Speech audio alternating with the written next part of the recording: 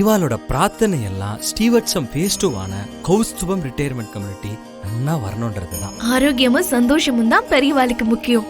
அத கௌஸ்துபம் ரிட்டையர்மெண்ட் கம்யூனிட்டில நிச்சயமா நீங்க உணரலாம். நாயன்மார்கள் நால்வரால் பாடப்பட்ட ஸ்தலம் இது. பட்டினத்தார் வாழ்ந்த ஊர். இப்படி பல சிறப்பு அம்சங்களை கொண்டதுதான் நம்ம திருவிடைமருதூர் ஸ்ரீ மகாலிங்க சுவாமி திருக்கோவில். திருவாரூர் தேரழகு, திருவிடைமருதூர் திரு அழகுன்னு சொல்லுவா. அந்த திருவிடைமருதூர் ஸ்ரீ மகாலிங்க சுவாமி திருக்கோவில் பக்கத்துல 800 மீட்டர்ல அமைஞ்சதுதான் நம்ம கௌஸ்துபம் ரிட்டையர்மெண்ட் ட்ரெடிஷனல் கம்யூனிட்டி. நமஸ்காரம்.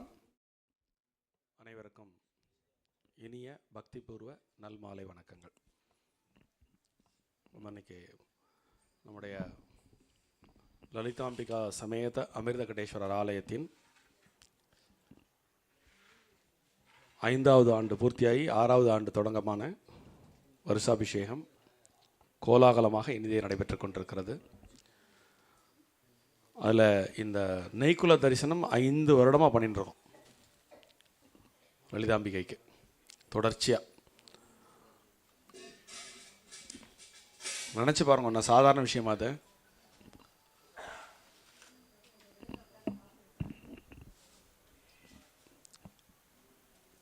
ரொம்ப அழகாக இன்றைக்கி கிரமப்படியெல்லாம் நடந்துட்டுருக்கு. அழகாக இன்றைக்கி அவர் தேவாரம் பாடும்பொழுது அழகாக திருமைச்சூர் இளங்கோயில் திருப்பதிகம் பாடினார். திருமைச்சூர் அம்பாளுடைய கோட்டை என்று சொன்னால் அது மிகையாகாது. ஸோ இங்கே லலிதாம்பிகை இங்கே ப்ரெசென்ட் ஆகிருக்காங்கிறதுக்கு இதெல்லாம் சாட்சி. அப்படியே வரிசையாக அவா பாடினது, மாமி பாடினது, அடுத்து நம்ம மாமா விளக்கம் சொன்னது எல்லாம் பார்த்திங்கன்னா ஒன்றோட ஒன்று பொருந்தி போய் அப்படியே அந்த சகுனம் டக்கு டக்கு டக்கு டக்குன்னு அப்படியே அந்த சகுனம் பொருந்தி போய் அவ்வளோ அழகாக ஜம்முன்னு நடக்கிறது. இதுதான் ஸ்ரீவத்சத்தினுடைய சிறப்பான சிறப்புகளில் ஒன்று.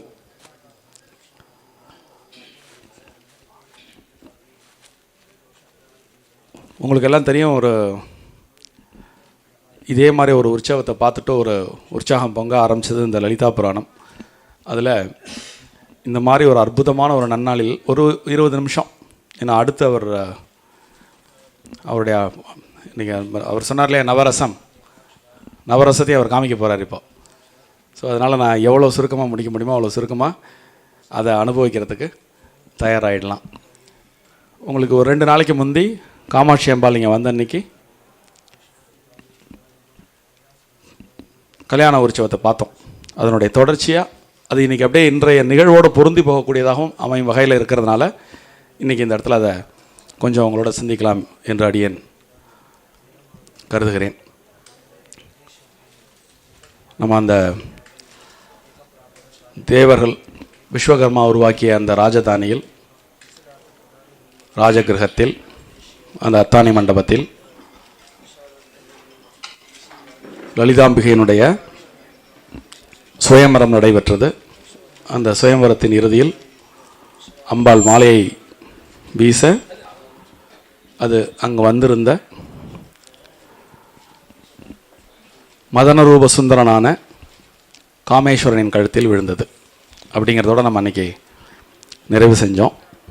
அதனுடைய தொடர்ச்சியாக ஒரு சில விஷயங்களை நம்ம அன்றைக்கி பார்க்க போகிறோம். லலிதா சகஸ்ரநாமத்தில் உங்களுக்கு நீங்கள் எல்லோரும் ரொம்ப நன்னா பாராயணம் பண்ணி இதே ஆலயத்தில் இந்த கடந்த 5 வருடங்களில் எத்தனை லட்சார்ச்சனை பண்ணியிருப்பீங்க, எத்தனை சகஸ்ரநாம அர்ச்சனை பண்ணியிருப்பீங்க. அதனுடைய அடியேன் அடிக்கடி குறிப்பிடுவதுண்டு, தவத்தின் திரட்சியே தருணம் அப்படின்னு. முயற்சியின் திரட்சி விளைவுகளாக வரலாம். அதனால் முயற்சி விளைவுகளை கொடுக்கும். ஆனால் தருணங்கள் அப்படிங்கிறது வாழ்க்கையில் எப்போதும் அமையக்கூடிய விஷயம் அல்ல. தருணங்கள் அப்படிங்கிறது once in a blue Moon நடக்கக்கூடிய விஷயம். அந்த once in a blue Moon அந்த தருணம் உங்கள் வாழ்க்கையை அப்படியே திருப்பும். ஒரு அந்த இடத்துலேருந்து அடுத்த இடத்துக்கு கொண்டு போகும். அது மாதிரி வாழ்வில் நிரம்ப அற்புதமான தருணங்களை நிகழ்த்தக்கூடிய ஒரு பெரும் தெய்வம் ஒன்று உண்டென்றால் அது லலிதா பரமேஸ்வரி தான். ஸோ தவத்தின் திரட்சி இருந்தால் தான் லலிதா பரமேஸ்வரி தியானிக்க முடியும், கும்பிட முடியும், அவள் முன்னாடி இப்படி உட்கார முடியும். அதனால் அத்தனை பேரும் பல ஜென்மங்களை செஞ்ச தவத்தின் திரட்சி இந்த அற்புதமான ஒரு தருணம் என்றால் அது சற்று மிகையாகாது. இப்போ அந்த அத்தானி மண்டபத்தில் அம்பாள் வீசிய மாலை பரமேஸ்வரின் கழுத்தில் விழுந்தது. நம்ம பார்த்த மாதிரி அம்பாள் வந்து சர்வ சுதந்திரை, அவளுக்கான மணாளனை அவளை தேர்ந்தெடுத்து கொண்டாள். அவள் தந்தை இல்லாமல் அப்படியே உருவானதால் பெரியவா யாரும் இல்லை. இப்போ பிரம்மா என்ன நினைக்கிறார், அம்பாளுக்கு முறையாக திருமணம் பண்ணி வைக்கணும் அப்படின்னு ஆசைப்படுறார். இந்த இடத்துல ரொம்ப மிக முக்கியமான ஒரு விஷயம், அம்பாளுடைய தோற்றம் தாட்சாயணி, பார்வதி, லலிதா மூன்றுமே சிவனுடைய சக்தி தான். ஏன் தனித்தனியாக இருக்குது அப்படின்னா அது அந்த டிரான்ஸ்ஃபர்மேஷன் வந்து ரொம்ப முக்கியமான ஒரு டிரான்ஸ்ஃபர்மேஷன். தட்சன் உடைய யாகம், அந்த யாகத்தில் சிவனுக்கு அவிர்வாகம் கொடுக்கப்படாததால் சிவன் அங்கு செல்லவில்லை. இந்த கதை உங்களுக்கு எல்லாருக்கும் தெரியும். அந்த இடத்திற்கு தாட்சாயணி சென்று சிவன் கூறியது போல் நடக்க, தட்சன் அந்த யாகத்தை, பொதுவாகவே இந்த யாகம், யஜ்ஞம், வேள்விகள் எல்லாம் வந்து இன்டென்ஷன் நம்ம சொல்கிறோம் இல்லையா, நம்ம சங்கல்பம் பண்ணுறோம் இல்லையா, அந்த சங்கல்பத்தில் நம்முடைய இன்டென்ஷன் வெளியில் வரும், எதுக்காக பண்ணுறோம் அப்படின்னு. உதாரணத்துக்கு நம்ம இன்றைக்கி ஏகதச ருத்ரயாகம் லோகக்ஷேமத்திற்கு பண்ணினோம். லோகக்ஷேமங்கிறது அதோட இன்டென்ஷன். ஸோ அதுக்காக நீங்கள் செய்யக்கூடிய அந்த மந்திரம், வேள்வி எல்லாம் வந்து பார்த்திங்கன்னா அது பலனாக வந்து சம்பவிக்கும். தட்சனுடைய இன்டென்ஷன் வந்து அந்த பரத்தை அடைதலோ லோகக்ஷேமமோ அல்ல. அவனுடைய அந்த அகங்காரம், அந்த அகங்காரத்தின் வெளிப்பாடாக அந்த வேள்வி இருந்தது. ஸோ அந்த அகங்கார வேள்வி இருந்ததுனால்தான் சிவன் வந்து அந்த இடத்துக்கு போகல. அகங்காரம் அற்ற இடத்துல தான் சிவன் இருப்பார். ஸோ தட்சன் முழுக்க முழுக்க அகங்கார வடிவனா அந்த வேள்வியை பண்ணியதால் சிவன் அங்கு செல்லவில்லை. அங்கு சென்ற சக்தியை என் வார்த்தையை மீறி போய்விட்டாயே என்று ஒரு பிணக்கு ஏற்பட்டு விடுகிறது. இப்படி பதியின் வார்த்தையை மீறி வந்து அவர் சொன்னது நடந்து விட்டது, நாம் நினைத்தது நடக்கவில்லையே அப்படின்னு அதே அக்னிகுண்டத்தில் வீழ்ந்து மாய்ந்து விடுகிறாள் தாட்சாயணி. இப்போ நீங்கள் இந்த அக்னிகுண்டத்தை பாருங்க. இங்கே ஒரு சித் முழுக்க முழுக்க அகங்காரத்தின் வெளிப்பாடாக உள்ள அந்த அக்னிகுண்டத்தில் தாட்சாயணி விழுகிறாள். அதன் பிறகு பனிமலையானுடைய தவத்திற்கெனங்க பார்வதியாக அவதரித்து அவனை கரம் பற்றுகிறாள். அது ஒரு பொருத்தம். ஆனால் இங்கு தேவர்களெல்லாம் ஒரு யாக குண்டத்தை வளர்த்து அவர்களுடைய சித்தை அங்கே பலி கொடுத்தார்கள். பல சித்துக்கள் பலி கொடுக்கப்பட்டு அந்த குண்டத்திலிருந்து அம்பாள் அருணையாக வெளிவருகிறாள். அங்கே உள்ள குண்டம், முதல்ல தாட்சாயணியை பார்த்த குண்டம் என்ன குண்டம்? சித் அப்படிங்கிற அகங்காரம் கொழுந்து விட்டறிந்த வேள்வி குண்டம். இங்கு அந்த சித்துக்கள் எல்லாம் சமர்ப்பிக்கப்பட்ட இடம். அதுவும் தேவர்களுடைய சித்துக்கள் எல்லாம் சமர்ப்பிக்கப்பட்ட அந்த அக்னிகுண்டத்திலிருந்து அம்பாள் அருணோதயமாக வெளியே வருகிறாள். சித் அக்னிகுண்ட சம்பூதா அப்படின்னு சகஸ்ரநாமத்தில் வருது இல்லையா.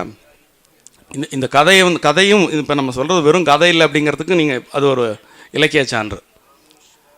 சித் அக்னிகுண்டம், அந்த அக்னிகுண்டத்திலிருந்து மேலே வந்தவள் அப்படிங்கிறது அதில் வரும். ஸோ அப்படி வந்த அந்த அருணை எப்படி இருந்தால் அப்படிங்கிறத நம்ம பார்த்தோம். அப்போது அந்த அருணையை கரம் பிடிக்க வந்த காமேஸ்வரன் எப்படி இருந்தான் அப்படின்னா ஸ்படிகமாக இருந்தாராம். அப்படி ரூபத்தில் வந்து பார்த்திங்கன்னா அவர் ரொம்ப 1000 மதனாந்தகனாக இருந்த அந்த காமன் 1000 மன்மதர்களுக்கு இணையாகாத அழகுடன் அங்கே வந்திருந்தாலும் உள்ளே ஸ்படிகலிங்கமாக அவர் ஜொலித்தாராம். அந்த ஸ்படிகத்தோட இயல்பு உங்களுக்கு தெரியும். முன்னாடி இருக்கிறத பூரா அப்படியே உள்வாங்கும். ஸோ சொல்லாமல் சொல்கிறார், நான் வந்து நீ தாட்சாணியாக இருக்கும் பொழுது உன்னிடம் காண்பித்த பாராமுகம், பார்வதியாக தவம் இருக்கும் பொழுது அவ்வளவு எளிதில் இறங்கி வராமல் உன்னை போக்கு காமிச்சது, அது எல்லாத்துக்கும் சேர்த்து இந்த இடத்துல உன்னை அப்படியே ஸ்வீகரிக்கிறதுக்காக நான் இங்கே வந்திருக்கேன் அப்படிங்கிறத சொல்லாமல் சொல்கிறார். அந்த ஸ்படிகலிங்கம் எப்படி ஜொலித்ததாம் அப்படின்னா, இப்போ மாமி பாடினால அழகாக ஆத்தாளை அந்த அபிராமி சுந்தரி எப்படி இருந்தா அப்படின்னு சொல்லிட்டு ரொம்ப அழகாக பார்வதி மாமி பாடினா இல்லையா, அந்த கையில் வச்சுருந்த பாசம், அங்குசம், கரும்புவில், மலர்பானங்கள் இதெல்லாம் அப்படியே அந்த ஸ்படிகலிங்கத்தில் அப்படியே பிரதிபலிச்சு தான். 2 பேரும் பரிபாஷையிலே பரிமாறிக்கிறார். அவரை பார்க்கும்பொழுது இவ அங்கே தெரிஞ்சா அம்பாள். இப்போ பதிலுக்கு அப்படியா அப்படின்ட்டு அப்போ தான் அந்த முக்கண்ணி, சிவனுடைய அடையாளம் என்ன? 3 கண். திரிலோச்சனையா இவ அவருக்கு காட்சி கொடுக்குறா. திரிலோச்சனையா அவர் சிவனுடைய அடையாளத்தில் ஒன்று 3வது கண், இன்னொன்று பிறை சூடிய பெம்மான். சிவன் அந்த நேரத்தில் லலிதாம்பிகையை பார்க்கும் பொழுது லலிதாம்பிகை திரிலோச்சனியாகவும் பிறை சூடி சந்திரசேகரியாகவும் காட்சியளித்தார். ஸோ ஒருவருக்கொருவர் அந்த அந்த பரிமாற்றம் பார்க்கும்பொழுதே இவர் அவரை பார்க்கும்போது இவா தெரிகிறா, இவளை பார்க்கும்போது, ஸோ ஒருத்தர் பார்க்கும்பொழுது சமான ரூபம் அது தெரிகிறது. அந்த காட்சி அங்கே அரங்கேறியது. இது இவா 2 பேருக்கும் மட்டுமே நடக்கக்கூடிய பரிபாஷை, மற்றவ யாருக்கும் தெரியல. ஆனால் பிரம்மனுக்கு இந்த இடத்துல இந்த இடத்துல நான் இதை சொல்கிறதுக்கு முக்கிய காரணம் என்ன அப்படின்னா, அந்த ஸ்படிகலிங்கம் லலிதையின் அருணோதய அந்த செங்கதிரை உள்வாங்கி அப்படியே லலிதையாக வெளிப்பட்டாராம். இங்கே அம்பாள் சொல்லக்கூடிய முக்கியமான விஷயம் என்ன அப்படின்னா, குழம்பிய மனதில் நான் தெரிய மாட்டேன்.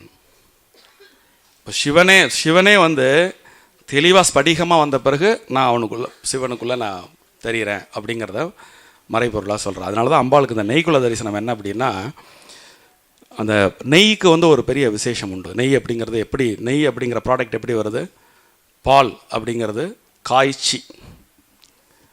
காய்ச்சிய பிறகு காய்ச்சப்பட்ட பாலில்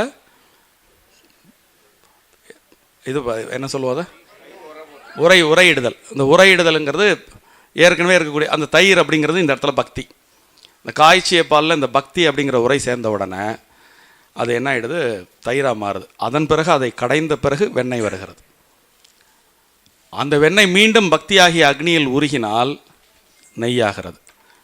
அப்போது அந்த அந்த ஃபில்டரிங் ப்ராசஸ் போக போக நெய்யாக வரும்போது நம்முடைய மனம் அப்படிங்கிறது பார்த்திங்கன்னா ரொம்ப தழும்பி கொண்டே இருக்கக்கூடிய மனம். இதை இத்தனை ப்ராசஸில் பக்குவப்படுத்தி தானற்று போய் அப்படி தெளிவாக இருக்கும் பொழுது உள்ளே நான் தெரிவேன் அப்படிங்கிறத சொல்லக்கூடிய ஒரு விஷயந்தான் இந்த நெய்க்குள்ள தரிசனம். இப்போ நீங்கள் பாருங்கள், இந்த நெய் தழும்பி அப்படியே ஸ்டில்லாக இருக்கும்போது அம்பாளுடைய முழு ரூபமும் அதில் பிரதிபிம்பமாக தெரியும். அது மாதிரி நம்முடைய மனம் அலைபாய்ந்து கொண்டே பல விஷயங்களை யோசிச்சுட்டே இருக்கும் பொழுது இறைவனை நம்மளால் பார்க்க முடியாது. அந்த மனதை நிச்சலனமாக்கும் பொழுது உள்ளே அந்த இறைவன் உங்களுக்கு தெரிவான் அப்படிங்கிற ஒரு விஷயந்தான் இந்த நெய்க்குள்ள தரிசனத்தினுடைய தாத்பரியம். ஸோ இப்படி பார்த்துட்டு இருக்கும்போது இவர் உலகிற்காக ஏற்கனவே அவ 2 பேருக்கும் காந்தர்வ விவாகம் ஆகிவிட்டது. அப்போது பிரம்மா சொல்கிறார், நம்ம முறையான ஒரு திருக்கல்யாணத்தை நாங்கள் பண்ணி பார்க்கணுன்னு ஆசைப்படுறோம். இந்த மாலை கழுத்தில் விழுந்தவுடனே உங்களுக்கு தெரியும், 33 கோடி தேவர்களும் உலகத்தில் எங்கு சுப நிகழ்ச்சி நடந்தாலும் பூமாரி தூவி வாழ்த்துவது வழக்கம். அம்பாள் உருவாயிருக்கிறதே தேவகாரிய சமுத்தியதா, இவாளுக்காக தான், இவாளுடைய காரியங்களை பூர்த்தி பண்ணுறதுக்காக தான் அம்பாள் உருவாயிருக்கா. அப்பாவா இன்னும் என்ன மகிழ்ச்சியோடு அந்த தேன்மாரி பொழிந்திருப்பார்கள், பூமாரி பொழிந்திருப்பார்கள் அப்படிங்கிறத just I leave it your imagination. So அந்த இடம் அப்படி ஒரு மங்களகரமாக ஒரே மகிழ்ச்சிகரமாக தேவர்களுடைய பூமாரியில் அப்படியே மிதந்தது அப்படின்னு அந்த புராணம் அதை ரொம்ப அழகாக விவரிக்கும். அப்போது பிரம்மா ஃபஸ்ட்டு இனிஷியேட் பண்ணுறார். நீ சுயம்புவாக வந்திருக்க, சிவகாமி அப்படின்னு ஒரு பேர் நம்ம பார்க்குறோம் இல்லையா, காமனை எரித்த அந்த சிவனை காமத்துக்கு உட்படுத்தியதனால் அவளுக்கு சிவகாமி. சிவனை காமனாக ஆக்கிய பெருமை லலிதைக்கு உண்டு. அதனால் லலிதைக்கு சிவகாமி என்ற ஒரு பெயர் உண்டு. ஸோ அந்த சந்தோஷத்தில் இருக்காங்க. அதனால் வந்து ஒரு அந்த பெரும் விவாகத்தை பண்ணி பார்க்கணுன்னு ஆசைப்படுறாங்க. அப்பா இல்லாதனால அந்த உடன்கூட்டத்தில் மகாவிஷ்ணு இருக்கார். உடனே பிரம்மா மகாவிஷ்ணுவை பார்க்குறார். தமையன் ஸ்தானத்திலிருந்து நீர் இந்த திருமணத்தை நடத்தி வையும். இந்த இடத்துல நம்ம ஸ்ரீவத்சத்தை பொருத்தி பார்க்கலாம். நம்முடைய சனாதனி கல்ச்சர் 11 புராணங்களில் சிவன், விஷ்ணு, அம்பிகை இந்த 3 தெய்வங்களுக்கும் ஒரு பிரம்மாண்டமான ஒரு தனித்துவம் உண்டு. அதில் சிவன் அந்த ஏகாந்த பெருவழி, மாயைக்கு அப்பாற்பட்டவன். மாயைக்கு அப்பாற்பட்டதுனாலே அவனை மாயாவின்னு சொல்லலாம். அந்த சிவன் மாயையை படைத்து இந்த பிரம்மாண்டமான பிரபஞ்சத்தை ஆட்சி செய்யும் பொழுது, ஆண்பாளாக இருக்கும் பொழுது மகாவிஷ்ணு, பெண்பாளாக இருக்கும் பொழுது அம்பாள். அதனால் அந்த ரெண்டும் ஒன்று தான். அதனால் அவள் 2 பேரும் அண்ணா தங்கை. மகாவிஷ்ணு அண்ணா, அம்பாள் தங்கை. செங்கன்மாள் தங்கையே அப்படிம்பார் அபிராமப்பட்டர்.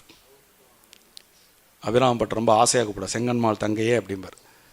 அதனால் பிரம்மா என்ன பண்ணுறார், வாங்க நீங்கள் அண்ணா ஸ்தானத்தில் நின்று இந்த கல்யாணத்தை நடத்துங்க அப்படின்னு. ஸோ உங்களுடைய கற்பனையை பூரா போட்டுக்கலாம். இந்த மாதிரி ஒரு சூழலில் 33 கோடி தேவர்கள் நம்ம இங்கே வந்து ஒரு எந்த மங்கள நிகழ்ச்சி நடந்தாலும் இப்போ மேலச்சத்தம் கேட்டவுடனே அவள் இங்கே ப்ரெசென்ட் ஆகிடுவாள். அப்போ நிஜமாகவே அவங்களுக்காக அம்பாள் உருவாகி இருக்கும்போது அந்த அம்பாளுக்கும் காமேஸ்வரனுக்கும் கல்யாணம் நடக்கும்பொழுது அந்த நிகழ்ச்சி எப்படி நடந்திருக்கும் அப்படிங்கிறத நீங்கள் யோசிச்சு பாருங்க. ரொம்ப முறைப்படி கிரமப்படி பிரம்மன் முன்னெடுக்க கன்னிகாதானம் பண்ணி கொடுக்குறாரு இவர். அவரே மகாவிஷ்ணு ரூபியனே அப்படின்னு பரமேஸ்வரனை சொல்கிறார். மாப்பிள்ளையா கல்யாணம் பண்ணி கொடுத்து கன்னிகாதானம் பண்ணி கொடுத்து மகாவிஷ்ணு ரூபேனே அப்படின்னு சொல்லி பெருமைப்பட்டு அந்த கல்யாணம் ரொம்ப இனிதாக நடக்கிறது. எல்லோரும் அவங்கவுங்க ப்ரெசன்டேஷன்ஸ் எல்லாம் பண்ணுறாங்க. மகாவிஷ்ணுவோடைய ப்ரெசன்டேஷன் எதுவாக இருந்தது அப்படின்னா, அவருடைய பேரன்பு அம்பாளுடைய அந்த அவ கொண்டு வந்த மலரம்புகள், கரும்புவில் இதனை பிரதிபலித்து தான். இவர் பிரம்மா வந்து அந்த அம்பாளுக்கு உண்டான வாகனம், அவருடைய பேரன்பு அதை பிரதிபலித்து தான். தேவர்கள் எல்லாம் வந்து அவங்களோட இதெல்லாம் கொண்டு வந்து சண்டை அவளுக்காக சண்டை போட வந்திருக்கா இல்லையா, அதனால் அவளுடைய பெஸ்ட்டு வெப்பன்ஸ் எல்லாம் அம்பாள்கிட்ட சரண்டர் பண்ணுறாங்க. இது மாதிரி அந்த கோலாகலமாக நடக்கிறது. பிரம்மா அன்றைக்கி சாயங்காலம் வந்து வீதி உலாவுக்கு ஏற்பாடு பண்ணுறார். வீதி உலா இப்போல்லாம் வந்து பார்த்தீங்கன்னா சாரட்டு வண்டி வந்துடுத்து. பழைய காலத்தில் மாட்டு வண்டி இருந்தது, குதிரை வண்டி இருந்தது. இன்றைக்கி வந்து காரில் வந்து நல்ல புஷ்பக விமானம் மாதிரி அலங்கரித்து போகிறதெல்லாம், இதெல்லாம் வந்து இதுக்கு முந்தையே நம்ம புராணங்களை இதெல்லாம் சொல்லிருக்கு. குசுமாகரம் அப்படின்னு, அதாவது கண்களுக்கு பார்க்க அப்படியே அந்த மலர்களால் ஆன புஷ்பக விமானம் பார்க்கறதுக்கு இனிமையும், அந்த சுகந்தம் கண்ணில் பார்க்கும்பொழுது அந்த காட்சி வந்து மனசை நிறைச்சி வேறு எதுவுமே யோசிக்காமல் அந்த சிவசக்தியினுடைய ஐக்கியத்தை அங்கே பார்த்துட்டு இருந்தவா பூரா அதுக்கு ஆட்படுற மாதிரி அந்த அந்த அந்த பிரம்மா உண்டை கொண்டு வந்த அந்த புஷ்பக விமானத்தில் அவள் 2 பேரும் உட்காந்த உடனே அத்தனை பேரும் அப்படியே கட்டுண்டு இருந்தாங்களாம். அப்படியே அந்த மனம், உடம்பு, மனசில் உள்ள அத்தனை வியாதிகளையும் போக்க வல்ல ஒரு அற்புதமான பெருமணம் அந்த புஷ்பக விமானம். வானத்தில் பறக்கும், தரையில் ஊர்ந்து போகும். அவள் உள்ளே உட்காந்துருக்கிறவ நினைக்கிற மாதிரி போகும். அது அவங்க இயக்க வேண்டாம். அதை சிவனோ பார்வதியோ உட்காந்துருக்கும்போது இப்படி லெஃப்ட்டில் திரும்பினா லெஃப்ட்டில் திரும்பும், நேராக போனால் நேராக போகும், மேலே போனால் மேலே போகும், கீழே. இப்போ இதெல்லாம் இன்றைக்கி சாத்தியம் அப்படிங்கிறது, இன்றைக்கி சாதாரண மனிதனுடைய மூளைக்கே இதெல்லாம் சாத்தியமாக இருக்கும் பொழுது, நீங்கள் இந்த பழைய புராணங்களில் இதெல்லாம் இருந்ததுன்னு நம்ம இதெல்லாம் கதை சொல்கிறாங்க அப்படிம்போம். இன்றைக்கி நடக்கிறதா இல்லையா? ஆமாம். ஸோ அந்த மாதிரி ஒரு புஷ்பக விமானத்தில் அதுதான் நேற்று இந்த காட்சியை வந்து பார்த்திங்கன்னா இங்கே அப்படிப்பட்ட ஒரு அந்த காட்சி இங்கே வந்து லைவாக இருந்தது நேற்று.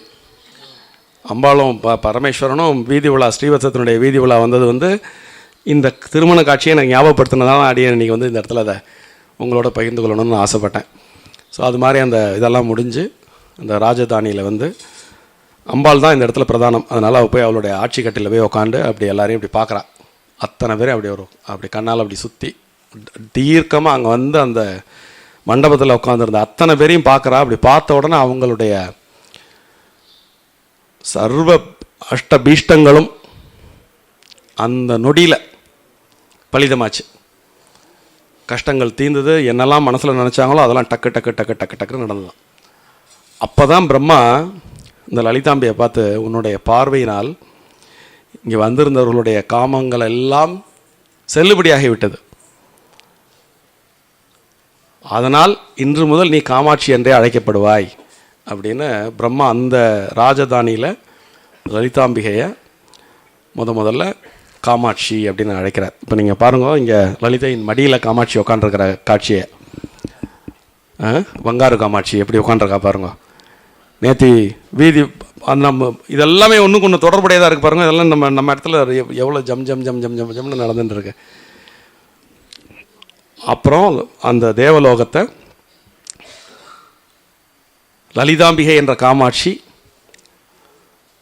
பிரமாதமாக நம்ம ராமராஜ்யம் மாதிரி ஆட்சி பண்ணிட்டு இருக்கா. அப்புறம் அந்த அங்கே தேவர்கள் எல்லாம் ரொம்ப சுகமாக இருக்காங்க. இதன் பிறகு வர்றதை நம்ம அடுத்த எபிசோடில் பார்க்கலாம். ஸோ ரொம்ப அழகாக இன்றைக்கி உங்களோட சேர்ந்து இந்த ஒரு பக்திபூர்வமான ஒரு தருணத்தை பகிர்ந்து கொண்டதில் அடியேன் பக்தியுடன் கூடிய பெருமகிழ்ச்சி அடைகிறேன். நன்றி. இவாளோட பிரார்த்தனை எல்லாம் ஸ்டீவர்ட்ஸம் ஃபேஸ் 2 கௌஸ்துபம் ரிட்டையர்மெண்ட் கம்யூனிட்டி நன்னா வரணுன்றது தான். ஆரோக்கியமும் சந்தோஷமும் தான் பெரியவாளுக்கு முக்கியம். அத கௌஸ்துபம் ரிட்டையர்மெண்ட் கம்யூனிட்டியில நிச்சயமா நீங்க உணரலாம். நாயன்மார்கள் 4வரால் பாடப்பட்ட ஸ்தலம் இது. பட்டினத்தார் வாழ்ந்த ஊர். இப்படி பல சிறப்பு அம்சங்களை கொண்டதுதான் நம்ம திருவிடைமருதூர் ஸ்ரீ மகாலிங்க சுவாமி திருக்கோவில். திருவாரூர் தேரழகு திருவிடைமருதூர் திரு அழகுன்னு சொல்லுவா. அந்த திருவிடைமருதூர் ஸ்ரீ மகாலிங்க சுவாமி திருக்கோவில் பக்கத்துல 800 மீட்டர்ல அமைஞ்சதுதான் நம்ம கௌஸ்துபம் ரிட்டையர்மெண்ட் ட்ரெடிஷனல் கம்யூனிட்டி.